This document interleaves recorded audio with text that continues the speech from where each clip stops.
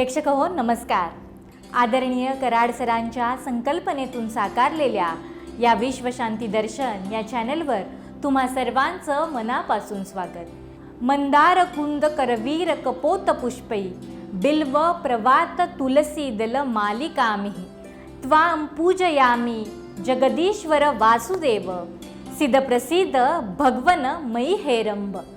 अत्यंत प्रिय असणाऱ्या गणपतीला गुलाब पुष्प अर्पण करताना म्हटला जाणारा हा श्लोक. गुलाब म्हणजे केवळ एक फोटो, गिफ्ट किंवा एखादी इमोशनल पोस्ट एवढ्यापुरताच मर्यादित नाही, तर त्याचं भक्ती शास्त्रात देखील महत्त्व सांगितलं गेलंय. ते आरोग्याची भाषा देखील बोलतं. आपण आज हेच पाहणार आहोत की सौंदर्यापलीकडचा गुलाबाचा खरा अर्थ.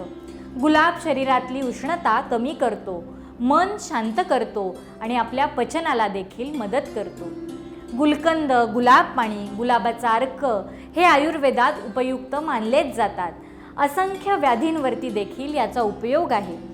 पाहुयात आपल्या घराघरातल्या आयुर्वेदात यावरचे घरगुती उपचार. प्रख्यात आयुर्वेदाचार्य वैद्य हेमा थिगडे गेली 40हून अधिक वर्षे आयुर्वेदिक रुग्णसेवेत निरंतर कार्यरत असलेलं हे सेवाव्रती अनुभवी व्यक्तिमत्व. निसर्गाच्या सानिध्यातून त्यांच्याचकडून जाणून घेऊयात आणि आयुर्वेद देखील समजून घेऊयात.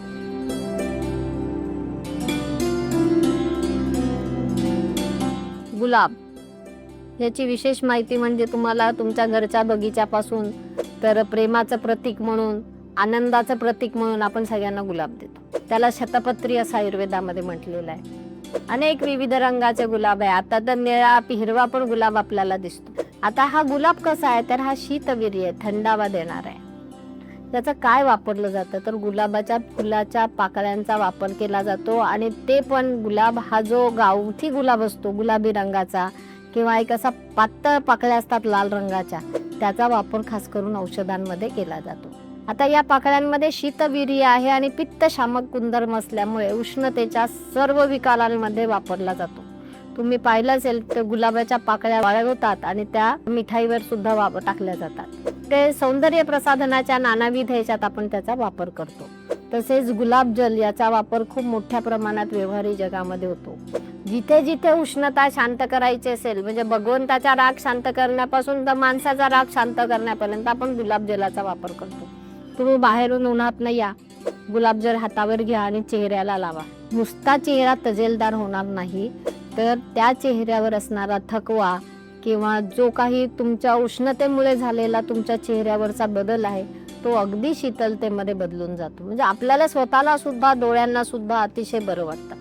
आता मी पंचकर्म देताना शिरोधारा देतो, तर शिरोधारा देताना नेहमी डोळ्यावर आपण गुलाबजलाच्या पट्ट्या ठेवतो. त्याचा उद्देश काय आहे तर डोळ्यांमधली उष्णता ही कमी व्हावं आणि त्याला शीतलता, आल्हाददायकपणा यावं यासाठी. त्याचा गंध इतका मधुर असतो, म्हणजे तो जो गंध आहे ना, आपण म्हणते ना असा हलकासा सुगंध जो मनमोहक असतो, असा सुगंध असतो.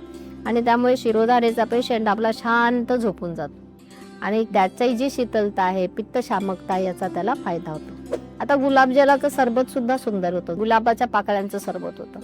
पाकळ्या घ्या, पाणी टाका, मग त्याच्यामध्ये मध टाका थोडासा. साध्या साखरेपेक्षा खडी साखर किंवा मधाचा वापर जर केला तर पित्त शमनासाठी याचा उत्तम या सरबताचा उपयोग होतो. घरी आजपासून तुम्ही जास्वंद आणि गुलाब याची सरबत वापरायला सुरुवात करा. जसं तुम्ही रोज मिल्कशेक पितात, तो रोज मिल्कशेक केलेला असतो, तो तुम्ही दुधात टाकता.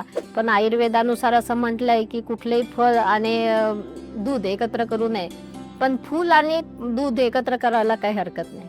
तर ते जे एक्स्ट्रॅक्ट बनवतात गुलाबाचं, ते तुम्ही जर दुधात न घेतलं तर ते पण पित्तक्षमनाचं काम करतं. आजकाल पॅन्डीच्या गोळ्या लोक सर्रास खातात. काही खाऊन आलं की पॅन्डी खा, हे खाऊन आलं की पॅन्डी खा. मग त्याच्यापेक्षा तुम्ही गुलाबाच्या सिद्ध केलेलं दूध फ्रीजमध्ये ठेवा, आल्यानंतर गार दूध प्या. तुम्हाला एकदम ऍसिडिटी कमी होऊन जाईल आणि बरं वाटेल. फक्त दुधात म्हणजे मी बासुंदी करू नका, दूध फक्त नॉर्मली गरम करून गार करा आणि त्यात हे टाका, अतिशय उत्तम तुम्हाला फायदा होईल. आता याच पारकळ्या डिटॉक्स ड्रिंक म्हणून पण वापरतात. तो घरच्या घरी डिटॉक्स ड्रिंक होतो. डिटॉक्स ड्रिंक म्हणजे काय हो तर तुमच्या शरीरात असणारी विषद्रव्य काढून टाकण्यासाठी याचा उपयोग केला जातो. गुलाब पाकळी उकळून घ्यायची पाण्यात, त्यात लिंबू आणि मध टाकायचं, थोडासा गूळ टाकायचा झालं तुमचं डिटॉक्स ड्रिंक. द्या प्यायला. इतर काय काय प्यायला देता, आल्याला आपण विचारतो घरात काय घेता तुम्ही, न विचारता डिटॉक्स ड्रिंक द्या. येणारा समोरचा पण खुश आणि चवीलाही ते छान लागतं. तुम्ही करून बघा.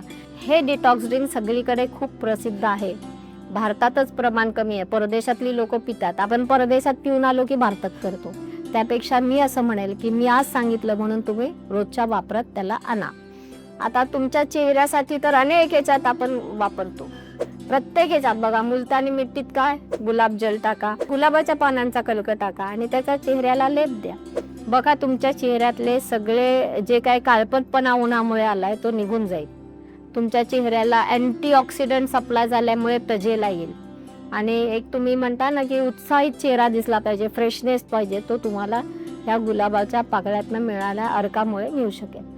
आता ह्या गुलाब पाकळ्या उकळून घ्या, अमुक करा, तसं मी सांगितलं तसंच त्याचा अर्क पण काढतात आणि तो अर्कामध्ये काही प्रमाणात पाणी टाकून मग गुलाबजल तयार होतं. अर्काचा उपयोग जर त्या थेंबाचा सुद्धा उपयोग करायचा म्हटला तुम्ही, जर प्युअर अर्क तुम्हाला मिळाला तर तो अर्क 2 ते 3 थेंब पाण्यात टाकून जर तुम्ही घेतला तरीही पित्त शामक म्हणून उत्तम प्रकारे काम करू शकतो. जेवढे गुणधर्म मी तुम्हाला सांगितले आता, लघु स्निग्ध तीक्ष्ण कडू कषाय मधुर शीतवीर्य विपाक मधुर त्रिदोष नाशक आहे गुलाब. म्हणजे वात पित्त कफ या तिघांची वृद्धी झाली. वनस्पतींमध्ये त्रिदोष नाशक, हा गुलाबामध्ये हा त्रिदोष नाशक असा गुण आहे. आणि लघु स्निग्ध तीक्ष्ण कटू कषाय मधुर असल्यामुळे हा आपण कशाही प्रकारे तुम्ही चावून बघा गुलाबाच्या पाकळ्या, तुम्हाला एक थोडीशी तुरटसर चव लागते, गोड चव लागते. त्याचा अनुभव घ्यावा. अनुभवाशिवाय काही कळत नाही. घेऊन बघा, ते काही विषद्रव्य नाहीये. अजून एक महत्वाचा फायदा म्हणजे आजकाल मुलांना उष्णतेमुळे घामामुळे पिंपल्स येतात खूप. त्या पिंपल्सवर सुद्धा वरून लेप लावल्यास त्याचा उत्तम फायदा होतो. त्याची पावडर करा तुमच्या पाकळ्यांची.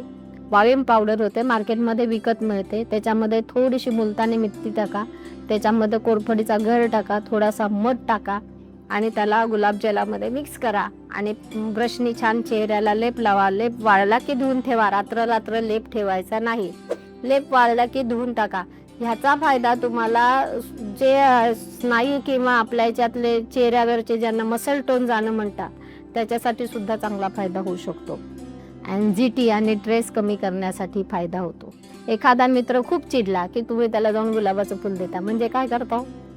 त्याच्या ब्रेनवर आलेलं गुलाबाचं पुष्पच असं आहे, ते प्रेमाचं प्रतीक असलं तरी ते अँझिटी आणि स्ट्रेस कमी करण्यासाठी, त्याच्या शीत गुणधर्म हा पित्तशामक असल्यामुळे अँझिटी आणि स्ट्रेस कमी करतो. तुम्हाला झोप येत नाही तर बघा, गुलाबाच्या पाकळ्या आता मेल्याच्या डोळ्याला लावून पाहतो त्या थंड लागतात.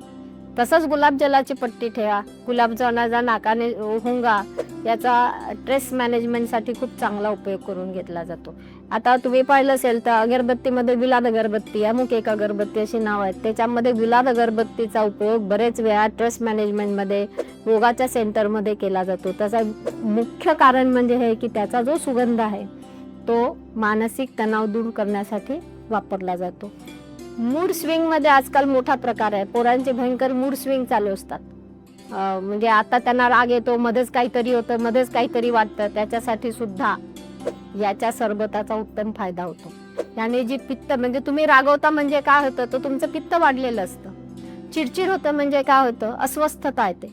ही सगळी कमी करण्याचं कार्य गुलाबाच्या सरबतामध्ये आहे. हे जर तुम्ही घेतलं तर पित्ताचं शमन होतं. सुवासामुळे, सुगंधी असल्यामुळे मनाची शांती होते.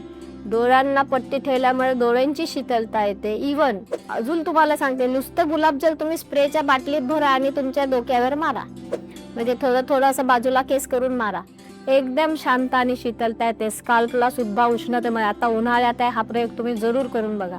स्प्रे घरात तयार ठेवायचा. आपण बाहेर गेलो की चेहरा धुतला की चेहऱ्याला आणि केसांवर स्प्रे मारायचा. एकदम ऍसिडिटी कमी, पित्त कमी, शांत, चिडचिड बंद, घरातल्या लोकांना शांती, तुम्हाला पण शांती. खूप फायदा होतो याचा. असा हा गुलाब बहुगुणी आहे.